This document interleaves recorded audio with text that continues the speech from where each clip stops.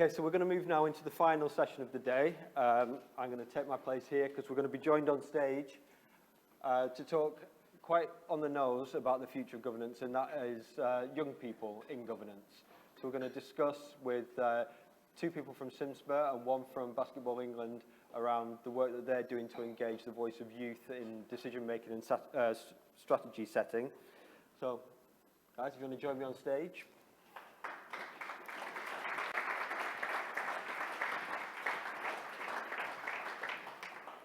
And I will find my notes and pray to whoever needs to be prayed to that 12 minutes of battery gets me through the next 40 minutes. So I'm going to be granddad for this part of the the day, as if I needed any nods in that direction. So I'm joined by Hassan. I've not got hair, so. Okay, well, you provide the youth, I'll provide the hair. So is that a deal? So we've got Hassan Musa, Head of Governance and Compliance at SIMSPA. And on the far end, we've got Abhishek Sudhakar, who's chair of the youth panel at SIMSPA as well. And AB's going to talk about his experiences. And in the middle there, we've got Darnell Morgan-Johnson, program manager at Basketball England, who's going to talk about the work that they're doing. Like I say, it's slightly on the nose in terms of what future fit governance means. But I think this is an area that some good work is being done by the organisations to my left, and I think it's a good idea to share with the community, what options are out there for hearing from yet another stakeholder group that perhaps sometimes gets overlooked. So, just to kick us off, could you just maybe introduce yourselves and just maybe say a few things about the work that, or maybe we can start once again with the definition as to what a young person is, because I'm sort of losing sight of that in the rearview mirror. So maybe just a refresher. I mean, maybe under 40 is a young person. I don't know. But yeah, if you just want to say a little bit about yourselves, your experiences, and we'll kick off from there. Who wants to go first? Okay, I'll start. Hi, everybody. I'm Darnell. So I guess, what is a young person, you say? What is a young person, and what can, just in general terms, we'll get into the specifics later, what in general terms are the advantages to an organisation of trying to tap into a young person's perspective? So how, I guess, we define young people for our future board is those who are 16 to 24, like that's our focus area. But understanding that young people are the future, right? So it's really important to look after who's currently utilising our sport or who's impacted on our sport. But the reality is the decisions we make now is only going to influence the next generation. So currently for all of us, that's Gen Z and Gen Alpha. So what better way to positively impact that generation is by getting a group of them together from different areas around the country and seeing how we can positively impact the sport as a whole. Thank you, that's great. Hassan, do you want to go first?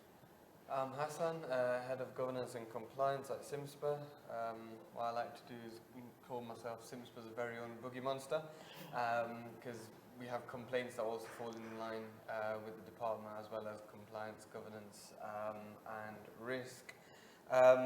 In terms of what a young person is at SIMSPA, our age range currently, we have a youth panel, so our age range currently sits between 18 and 25. You can apply to be a youth panel member at the age of 16, and it is always a little awkward as soon as somebody hits the age of 26 that we say you're a bit too old for the youth panel, but it's between those ages where we believe that these individuals can almost represent the youth of the UK to allow for SIMSPA's strategy to almost change if needs be to cater for the youth, as like Darnell and also as Craig has said, the youth of today will be the leaders of tomorrow. Thank you. Hi, I'm AB. I'm the chair of the SIMSPA Youth Panel. I think for me, importantly, why it's important to sort of listen to young people at this point is, if we look at the professional workforce, rightly so, the only age demographic that isn't sort of represented is young people, and that's because they're either in school, university, or not yet ready to start working. And we say sport is for everybody, so I think it's very important to also listen to that voice. And the world as we know it is changing every day. We go to sleep tonight, and then tomorrow morning everything's very different. And I think the first point of impact, the young people feel it. I think simply because we're always on our phones, and we might not know what to do with that information, but we get the information of the world changing the fastest. And someone who's at a senior level at an organization can use that information and their experience to then build something tangible with it, is my feeling as to why we should probably listen to young people. Thanks so much. And so we've got two people on from the same organisation, because what we wanted to do was try and get a perspective from both ends of the process. We want to understand what SIMSPA, in this instance, get from hearing from the voice of youth, but also what someone who's representing that voice within the process is, what they get out of it, and to give it sort of both ends of the process. So if we could just start off by talking about the SIMSPA Youth Panel, and Hassan, if I can just come to you to just give a sort of sense of the history of it, perhaps a bit about how it works and the sorts of things that it considers. Yeah, definitely. So the youth panel was set up a couple of years ago, and again, the reason behind setting up the youth panel was to try and make sure we're catering for the youth through the use of our strategy, but also more importantly was when we look at the sport and physical activity sector, it's evident that we're not just targeting a group of professionals who are a 30 plus, etc. The sport and physical activity sector is for everybody, is extremely inclusive, especially when it comes to the age range. So when you look at that, it only makes sense for us to actually have the voice of the youth to be able to impact what we do with our strategy, what we do with the sector. And that's one of the reasons why it was created. We can have up to 14 people on there. We've currently got 12, I think it is. And unfortunately, as people go to university, they're unable to attend any further meetings. One or two have stepped down, so we're going to be going out there again. It's a little plug. But we will be going out to hire again, so just trying to increase the cohort so we have even more diversity within it. The intent of it, again, as I said, is to impact our strategy, and we've seen that happen as well. We've got a number of committees that we actually discuss our strategy with, discuss what we're doing in terms of BAU. We've got memberships committee, our sampling committee, where it comes to chartered members. As you know, it's a chartered institute, so each member goes through this. Anyone who wants to become a chartered member, they'll have to be sampled at a committee. All of this going on, again, we then need to start considering the fact that what happens when we've got our youth coming in. So our strategy now, we've segmented it. This was released at our AGM just a couple of weeks ago, and we've now got areas that we can now tackle individually. So for example, for the youth, we've got the career learners. If you think about it, that they're just starting their career within the sport and physical activity sector. Now, having a youth panel allows us to be able to bounce ideas off them, and they can then inform us whether that's going to work or not.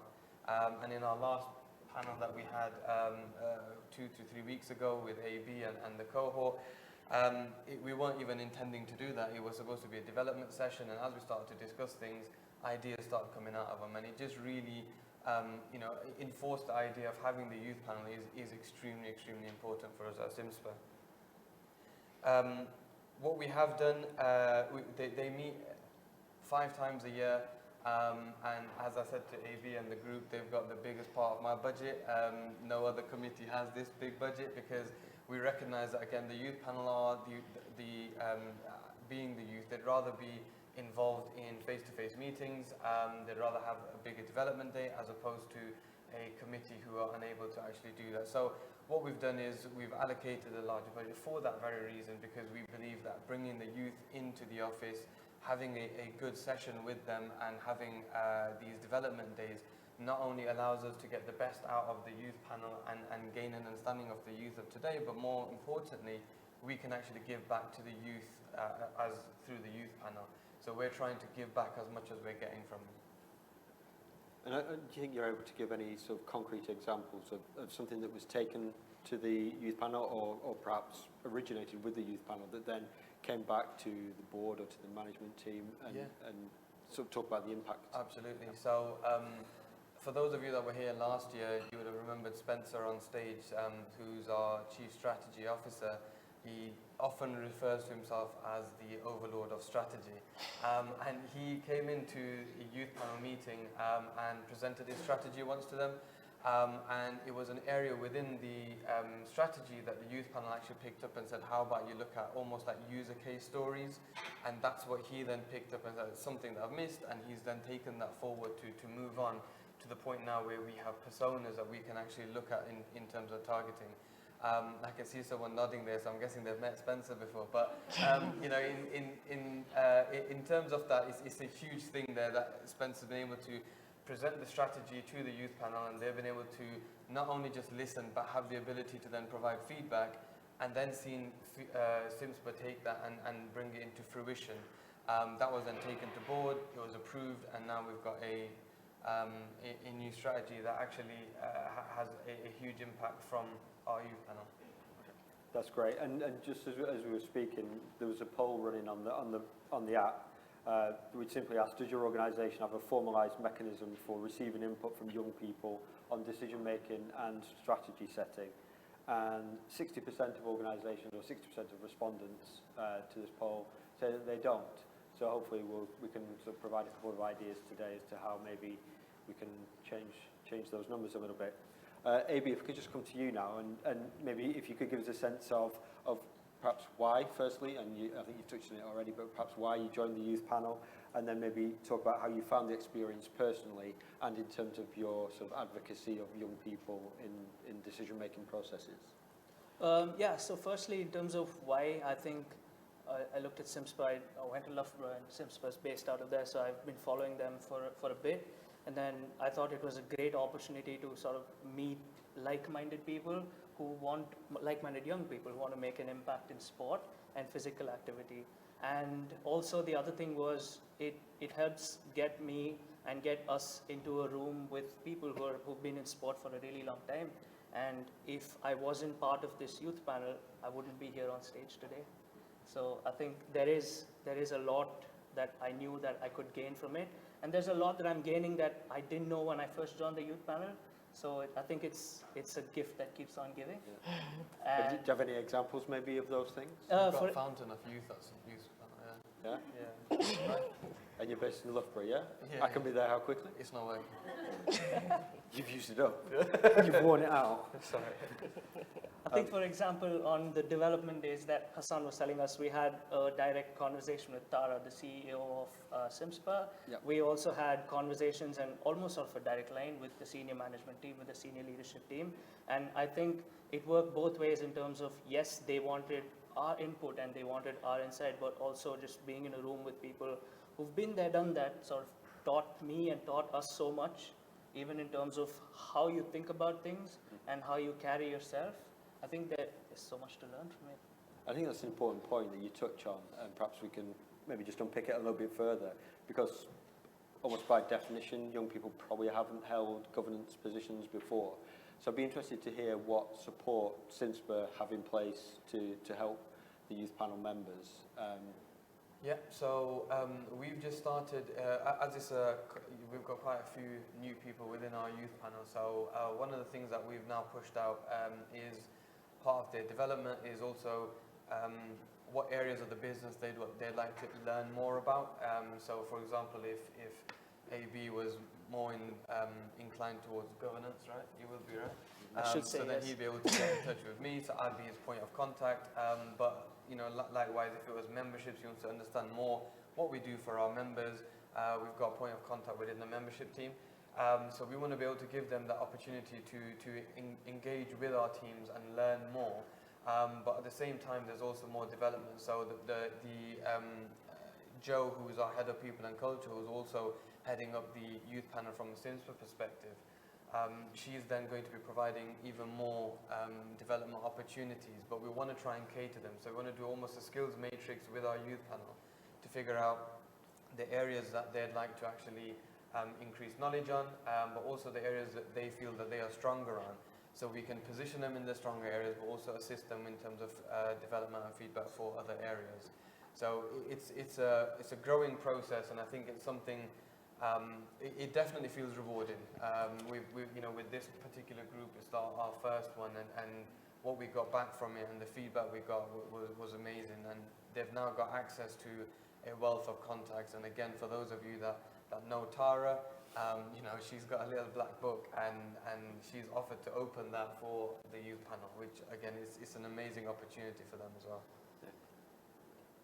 Donnell, I promise I'm going to come to you very shortly, but I'm also very conscious that I'm down to 7% now on my battery. And I do want to we've got two questions that have come in. So the first one is, if your organisation isn't directly working with young people, so they give the example that they fund deliverers that they then may deliver to young people, how do you get that youth voice in a way that can actually have a meaningful input into the organisation? It's an area that they've struggled with. So if you could, maybe somebody can just bear that question in mind. And the second question is, how do you make your application process accessible and inclusive to encourage young people to apply to be on the youth board? So maybe if just in the round, maybe if you could just quickly touch on application processes and how you attract young people through them. And maybe, I mean, Donnell, maybe we can introduce you after you've had the input. No, that's fine. So we went out earlier, I think earlier this year or late last year, and it was the traditional way. So the reality is, and I'm sure this will replicate most organizations, is you have a project, you go to the right department, and then it's kind of up in their hands ultimately. Whether that was the way I would have personally done things, probably not. So what we've done now is we're able to get a group of young people, and we're going out to get more young people because we need a lot more young people. We've got currently 8 young people, but we're working with them to make sure that it is accessible. So in a previous program that I was on, so for example, BComs, definitely Google it, great organization. But there was different ways of application. So there was a video version, there was answering 1 or 2 questions, and you could put an audio up. And what's really, really important, and I think a couple of the panelists spoke about it earlier, we have a lot more people who are neurodivergent. So we need to have different ways that we're tapping into every young person out there and actually including everybody. So when we go out for the next group of young people, which will be this year in December, we'll have different means to do it. So again, initially it was just the way we did it, just a typical application, but we were open to having direct conversations with people, so people were able to inquire if they wanted to, and then we went further with that discussion and kind of worked with them as best as possible. But now we know in order to hit and tap into every type of young person as much as we can, it's really important to have different ways to connect with them. Hassan, do you? Yeah, it seems like we've done something very similar. I mean, the application process was nuanced in the sense it's very similar to what Donnell said. We've got video application. We've had it where you could speak before just to read out your cover letter. We've trialed that. We've also we also did the first few questions for sifting. We did that as a video interview so that people can actually, again, looking at it from a perspective of a youth. In that they may be, because we look at it as a TikTok generation, maybe they might be happier just jumping on the camera. AB definitely was. But you know, you've got that opportunity and the option available for them to actually do that. The one thing where we've taken a learning from is, again, the job advert itself, the physical advert, and where it went. And this might be one, you know, to actually put out to the audience as well, and I don't know if Donnell's got any experience in this as well, is that we need to actually reach out to we need to have a further reach in terms of that youth panel when we're reaching out to them, because I think currently we've got some amazing people. They are definitely inclined towards sport. They've also got NGB backgrounds, or they've done sport at professional levels. But we also want to see people who might not have a sporting background but have an interest in sport. So maybe they play football on the weekend, and that could just be enough, because we're also looking at that as a target. They may be coming into the sport and physical activity sector, therefore they might not have that background, but they're coming towards it, but we might not be reaching them because LinkedIn only goes so far. You know, the NGB jobs board only goes so far, so we need to start reaching out further to be able to get a more well-rounded picture of the youth of the UK.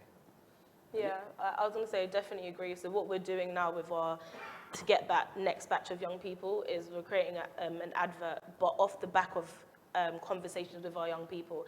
So we did a bit of strategy, we did a bit of brainstorming, we've got to a position now, we're at the position where we're looking to film it, etc., with our young people, with them in mind, different types of social platforms. And what really helps with having a direct connection with young people is you can't hide what they say, if that makes sense. So within everybody's organizations, you could say, there's only so much you can say, and there's only so much people will listen to you.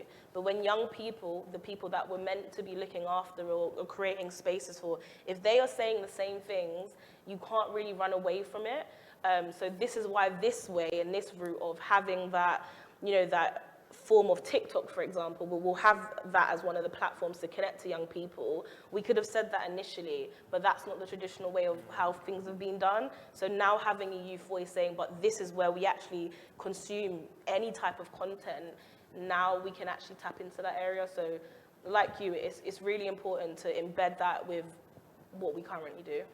Yeah, I also think just on that, most of us, especially young people, have an attention span of 10 to 15 seconds. So you need to hook them with that, with a clear messaging of what this is about. Once they're hooked, then you can give them a lot more, and trust me, they will be engaged. But the initial 10, 15 seconds, make or break. Yeah. Watch out for our advert soon. Yep. Will do, and I'm sure the SGA will be promoting it. Absolutely. Yeah. So, don't know, I promise you that we would come back to the work that you're actually doing at England Basketball England. Basketball England. Sorry. So similar to how Hassan did for the youth panel at SimSpa, can you just give us an idea of the work that it does? It's relatively new. Yep. So last year, am I right in thinking? Yeah. Yep. So you just give us a sort of little potted history of what it does and why it was set up. No, of course. Like I said earlier, it's set up for the very reason that we need to serve those and make sure that those who we're meant to be serving are impacted in the correct way and not by assumption. We think we should do X, Y, and Z. So we wanted there to be a direct channel that young people could actually connect with us as an organization. Again, we're not going to get everything right, but it's about starting and then working with what we've got. So again, we only have a group of 8 young people, and we want that to at least be around 15, because again, people are busy, education, the age bracket, people will drop off naturally, but we still want there to be momentum, and we want there to be a real cycle and impact. So again, we're going out for that. But again, what was really, really critical is we want what they tell us or they interact with us to actually be utilized. My colleague Alfie, the EDI manager of Basketball England, again, it's one of his babies. But when he said it out, one thing he was really, really clear on is he doesn't want it to be, oh my gosh, we have a problem, what is the answer from a young person's perspective? It is so performative. Although I'm not as young as you, I'm still young, what we call it is lip service. Organizations are really good at doing lip service. You say you're going to do X, Y, and Z, and it doesn't actually happen, and then it impacts the people that we're meant to protect the most. But having these channels is really, really critical to us. What we've started, actually, although I'm young, it definitely shows my age, because we all know Bob the Builder, right? Yeah? Please? I thought you were going to say Bob Dylan then. No, Bob the Builder. Yes, can we fix it? Yes, we can. So I implemented that in one of our sessions, and I was like, let's do can we fix it? And they all looked at me like, who is what? And I was like, damn, I'm not that young. But that's one of the examples of, we started this thing called Can We Fix It? So giving them real life scenarios of, these are discussions we're having within the organization. So one of them, for example, was we have an event coming up. We need to engage people with disabilities a lot more, and specifically in this circumstance, it was wheelchair basketball, because there was a tournament, we wasn't getting enough numbers. We put it in the Can We Fix It and had that open discussion. We then took that conversation, went to the event planner, and we furthered that, giving them opportunities to also come out to the events and stuff. So there's only so much we can do, because the reality is, and I'm sure people online and in the room, we all have our day-to-day jobs, right? So this is an addition to most of our roles, and it is very time-consuming. But one thing that I'm very passionate about is, if I've committed to something, and especially with young people, and please be careful when you commit to things, especially young people, they're in an environment where people say they're going to do things and they don't actually do it, which makes the trust break down a lot quicker in everything in life. So when you commit to something with young people, please stick to it. So again, me committing to supporting and helping the young people, we want to provide them in everything that we can do. again, there's only so much we can do within our day-to-day roles. But again, if that's signposting them somewhere that can help them, if there's an event coming up, it might be in a governance area or an area that they don't even know what it is, but they just want to try something, we're there to facilitate that. So sometimes it's not about the biggest gestures. What I've realized in the current year, it's about what can we do with our current network and connect them as soon as possible. Definitely your battery? Yeah, in 30 seconds, this thing is going to be useless. But actually, just looking at the poll that was also on the portal that I can't read because there's an immovable message in front of it. But we've got 36% of organisations who use a youth board or panel or forum. And then I think it was about 10% that I think is around the way in which Basketball England are approaching it, which is, from what you're saying, it sounds as though the input of the youth forum feeds into the sort of staff of the organisation rather than perhaps towards the board and the sort of decision making that way. If I could just move on then, because I'm sure there was something in that poll that I wanted to make use of, but that ship sailed, unfortunately. So in general terms, what do you think, individually, what do you think is next for the youth voice in your sport, or obviously in the case of SIMSPA, your membership body?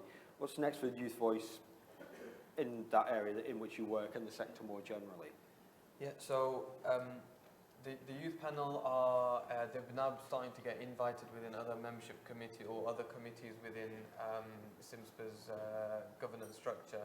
So just today, actually, a member of our youth panel was present in our memberships committee, and this is going to start to move on forward as well. So wherever possible, we want to have a youth representative. So whilst they've got their own panel and committee, they're also going to be starting to do that within other committees.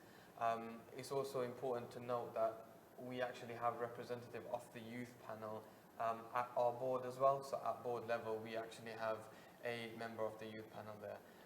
And I think that plays an important role for us because it allows, it's not just within the organisation where we're considering the youth voice, it's actually at the level of board, we've actually got somebody from the youth panel who advocates for the youth voice, and then they're listened to, and that's how it's taken forward as well. So we do that. However, the most important for us, from what we've heard from our youth panel, because we put it out to them as well, so what do you actually want from us, and what do you want to see in terms of that the sphere that SIMSPA are working in currently? And one of the things is them being advocates for SIMSPA and the sport and physical activity sector within events. So within our the sporting events that are going to start taking place, and as they continue, we're going to try our utmost to have a representative from our youth panel to be able to be present there to advocate for SIMSPA, the sector, but also for youth within the sector as well. Yeah, that's great. And Dana? Yeah, we're nowhere near there yet at all. But where we currently are, again, just being transparent and being honest with our current, landscape. We're working with my peers, our colleagues, to make sure that young people are embedded in their decision making. In an ideal world, it will be at that board level, but again, because it's very, very new to the organization and it's not being done yet. So again, when you're doing something new, not everybody wants to embrace the newness, and that's quite typical in most organizations, especially NGBs. It's just a way to do it, and it is what it is. But we actually have colleagues who are on the ground who have direct impact on just the landscape of the sport as a whole, so just making sure that they're looped into that area. So, for example, last week, actually in Manchester at the Performance Centre, GB played Sweden, and we always invite our young people wherever we can in regards to tickets and events, etc. But we had a couple of young people come down. We had one young person who, again, another plug to BComs, she's part of the BComs North cohort. And what BComs is it's an organization to create opportunities for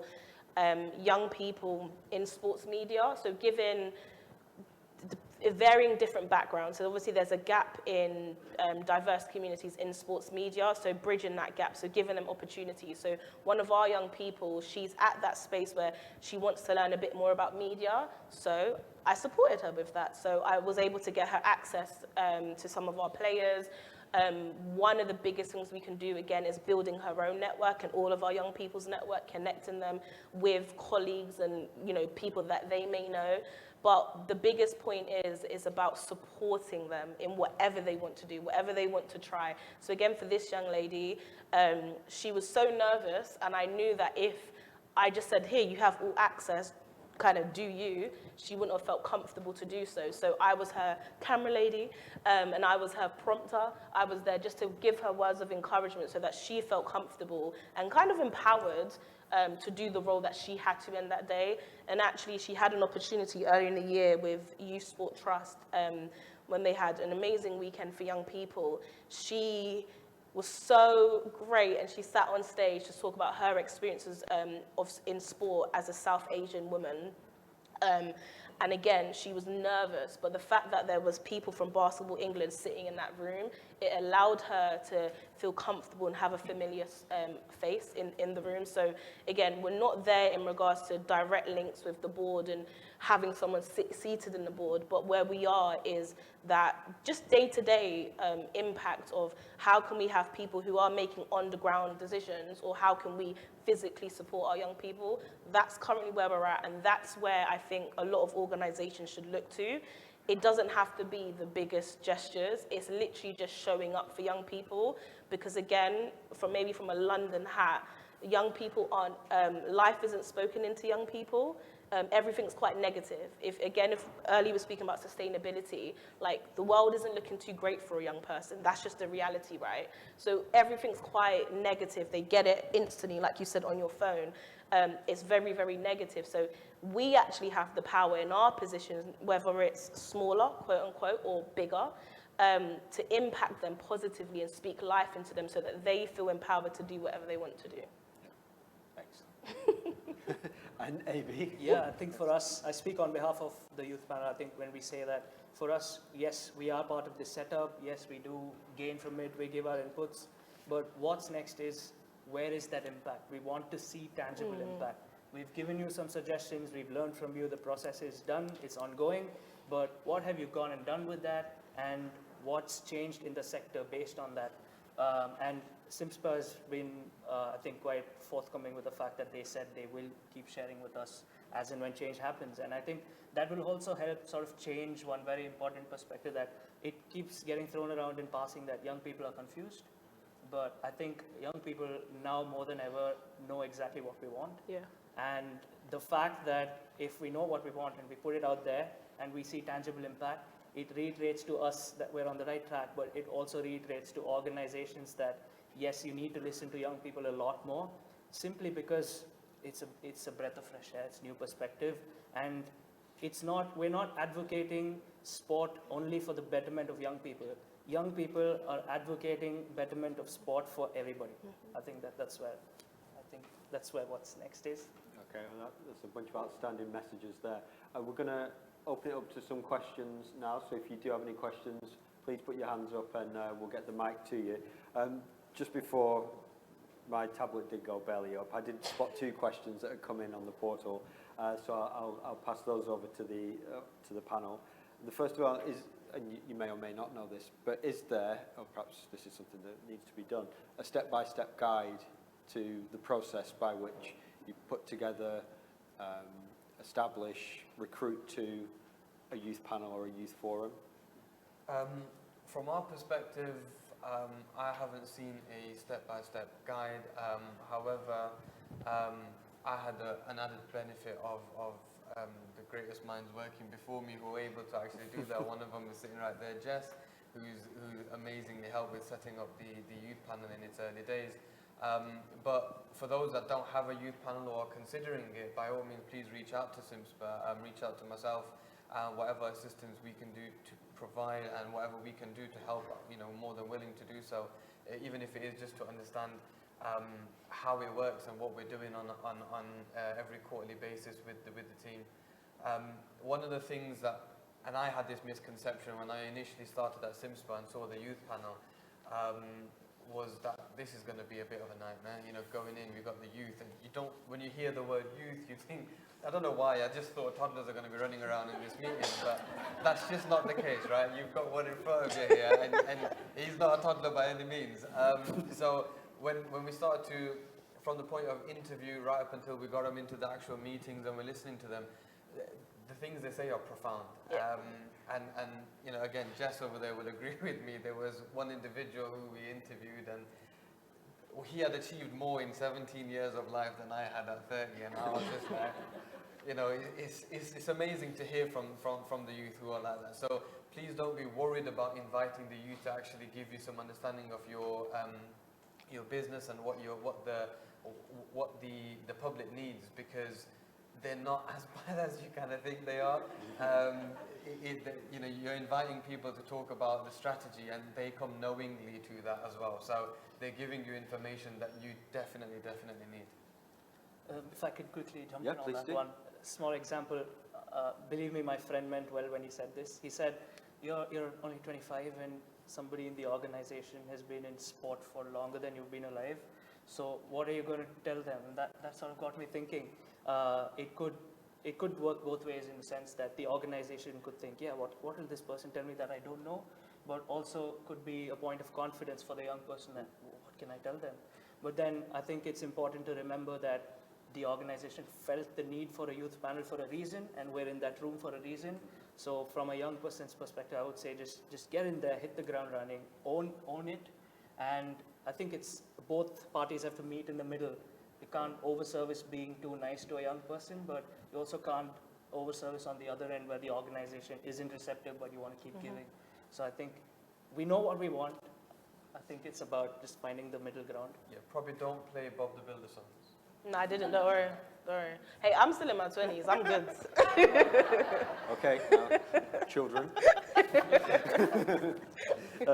And I did spot, Maria, I did spot your question before I lost the tablet, and that was around, is there a role for previous cohorts, so previous youth board, youth panel members coming back to help the current one, or perhaps, you know, perhaps even further back in the process? Is there something for the current ones to advocate for future panel members? So it's a really good question. It's something that I wanted to touch on before as well, actually. But there's two aspects to that for the previous cohorts. Is we're going to start bringing them back in as almost alumni and start to get them to assist with. And again, that's going to be them giving their time voluntarily. So we will be reaching out to them to see what can be done in that perspective. But one other success story that we've had from our youth panel is that we actually hired from our youth panel.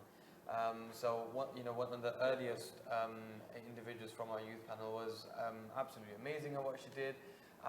She was advocating everything, SimSpa, the youth, etc. She was smashing it in every way.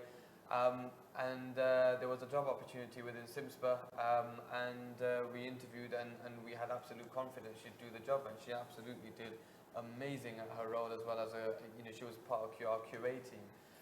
So there's a lot of success that can come from the youth panel. It's not just what you can take out from them from a perspective of to change your strategy or to understand where you need to impact, but also they might be the feeder into your recruitment in the future. And then vice versa, you might be able to assist them in something going forward for them to be able to get onto the path of greatness, and you know that your organization was a part of that. Can I just also add from earlier in one of the panels, and one of the ladies was talking about, getting the right talent. Young people as a whole, they're very clear on what they believe in. So they also might be the answer and the talent that's needed. So like you said, there was clear that young person was perfect for a role. The young people, if I think of sustainability, for example, there's a pathway potentially for them to create their own roles because of the impact that they bring to the table. So like you said, just don't underestimate the power of what a young person can bring to the table. Yeah, David, please. Do we have a microphone for David? And actually, if I can just while that microphone's coming in, Michael, if I can just try and get you to alert me as to the winner of the app gamification, so we can announce that, because I don't have access to it. Sorry, David. Okay, so I'm just going to bring the age factor to the question to the table. An 18-year-old at your board meetings, potentially, gives me a degree of concern, and I'm sorry, and I'm not being disrespectful to anybody, but given the nature of some of the discussions that happen at board level and the confidentiality of that, you know, and I'm not decrying any 18-year-old at all. I'm just saying that from where I sit, further down the line, it gives me a lot of concern, and I don't know if you want to say anything about how that is impacted. Yeah, that's again a good question. In terms of their position within the board, there's absolutely things that are going to be confidential. At that point, they are asked to step out. Just as sometimes, you know, if I'm within the board meeting myself, there'll be some elements that are for board and our the senior leadership team. We would then be asked to step out. So the youth panel are not there from the start of and to the end of that board meeting, but they do have a section in there to represent the youth. There's elements in there that they remain, and there's elements in there that we ask them to step out respectfully. I can also add, we're in the process of having that board touch point. So we do have a board member that is going to, I guess, oversee, and that's a channel of the way that the future youth board, can be tapped into our board.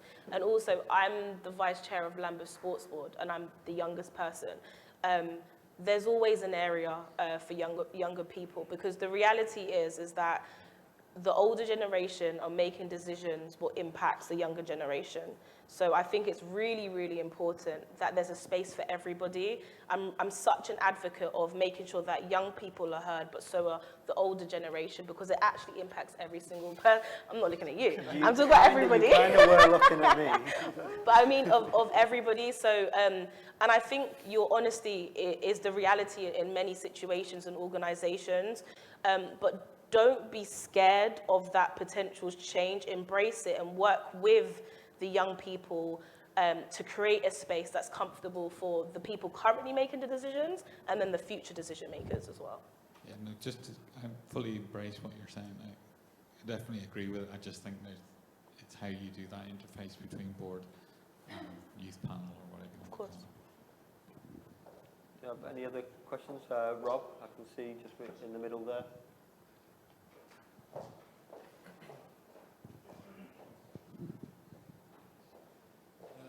Thank you. Rob Tate, Head of Compliance and Governance at Paralympics GB. Thank you for the insight. It was hugely interesting. The question I was wondering about is, when you're working with such a relatively small cohort of young people, you're saying so 12 to 14 people, is there a risk that you're only going to be reflecting the voice of a very small subset of very engaged young people, and is there anything that you do or that you could do to make sure that the views that they're reflecting in youth panel and in their engagement with other committees and with the board, to make sure that the perspective of broader, potentially unengaged young people is being represented? That's a really good question again. We try and run things through our youth panel, as I'd mentioned before, because of the fact that they are there for that very reason. They're representing the youth of the UK.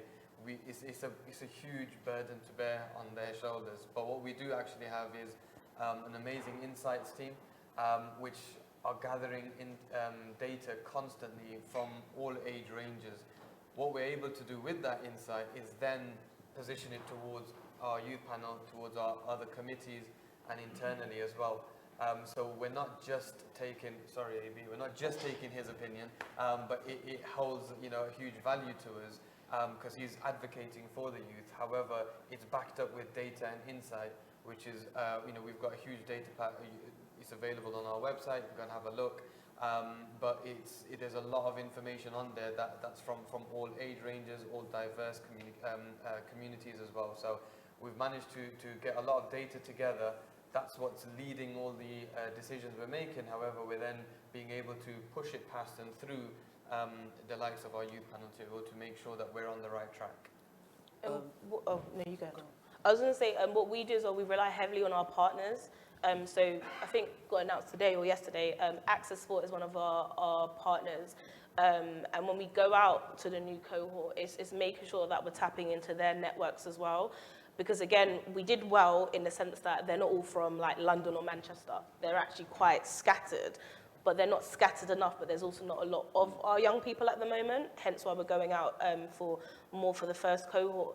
But we're going to really rely on tapping into, like you said, SGA, tapping into Access Sport and clubs and schools, etc., to make sure that we really have a voice for a variety of young people. And one case I could just give of a young person, the reason why I can say this is because she's very open about it, but she's autistic. She's an autistic athlete, and sometimes she doesn't engage. So even myself in adapting to how do I best work with her to ensure that she gets the best out of this situation as possible, like every other young person. So that's us building a rapport so that there's different touch points so that she's looped in, whether that's, say she missed a meeting, for example, because of training, it's making sure that I'm sending her short, snappy updates and like kind of signposting her where she can get more information later. So again, making sure that you're connecting with partners and then also working with what you have and making sure that their journeys are amazing and replicate that for other young people. Yeah, I think that's a great question because as much as it is the organization's responsibility to not pigeonhole the opinion of a set of 12 people, it is as much every individual's responsibility who is on the panel as well, because let's say I'm Indian, right? I can't speak for all Indians, but I need to know where I come from and where people think about, what people think about where I come from. Same for young people. I have the responsibility of actively upgrading myself every day as to what a young person wants, and let's be honest, I'm on the other side. I'm 25, not a young person anymore, but a 16-year-old will want something different than what I want today. So it is as much the organization's responsibility as it is mine. So I think it's everybody's responsibility to be updated as to what everybody else wants. I think that fits in with the theme of today, which is it's everyone's responsibility. I think that seems to run throughout. I'm afraid we've come to the end of our time today for this session, conscious that people may have travel arrangements and everything. Could you please put your hands together for this fantastic panel?